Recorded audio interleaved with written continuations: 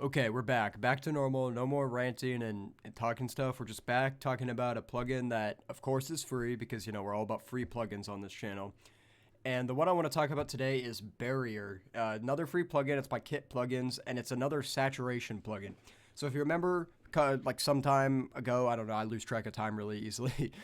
I talked about a saturation plugin called Saturation Knob. It's just a very nice, warm saturation. I talked about how saturation worked in that video. And that one, like I was saying, is a very warm, nice, pleasant saturation. This thing is a very different kind of saturation. It really muddies and dirties up your sound in a really cool way. So I want to demonstrate it. Now, if you remember last time when I was talking about saturation knob, I just showed you on here like a regular sine wave because it's really easy to see what saturation is doing. So real quick, I'll go over it again. If you remember, saturation basically just adds extra harmonics into your sound. So if I pull up saturation knob again and just kind of turn it up a little bit and hit set to match the gain, you can see it's adding right here. See these extra harmonics? If I turn it off, they go away. If I turn it on, they're there. So you can see how that is affecting the sound. It's adding these extra harmonics like here, here, and here. And remember, you won't be able to see that on everything. Like, I'm just showing you on a sine wave because a sine wave is really simple, so you can clearly see visually on the spectrum of the EQ what it's doing. Now, let's turn this off and turn on Barrier. This one, another one that has a really simple interface. It just has some EQ, the actual knob here that does the saturation, and then mix knob and an output knob, and I'll go over all of them, and this link switch right here. Now, the interesting thing is this turns it on and off. So this is like your bypass. It's the same as doing this down here. The interesting thing about this plugin is it's at 0, but it already, even when it's just on, like let me turn it on and off.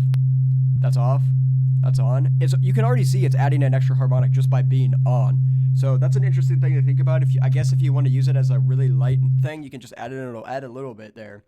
But watch what happens when I turn this up. So that is very different. If you remember, the saturation knob just had some little frequencies here. This seems to affect it by just adding like a couple harmonics. It looks like just 3 right here, but a lot of them.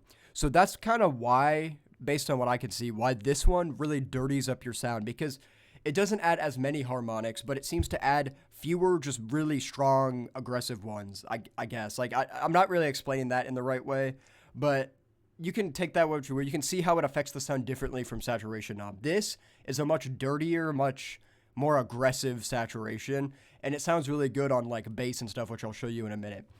So that's what this does right here. Now this high cut and low cut knob just are EQs for the incoming signal. So it EQs before this. It's like a top to bottom thing. So you can see it just cuts out right there. Or if I want to do this,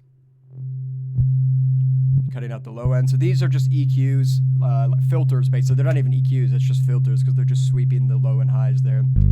Now, the cool thing about this one is on the saturation knob, to gain match, you hit this set knob after playing it for a minute, or you can just use this this output fader right here. This one has this link switch, and if this is on, you can see this. Look, it turns down the output for you. So they're attached to each other, which is cool. So if you don't want to worry about like matching your gain, you can just turn this on and it'll do it for you. So yeah, let's use this on a bass now. So this bass right here, it's just electronic acoustic bass.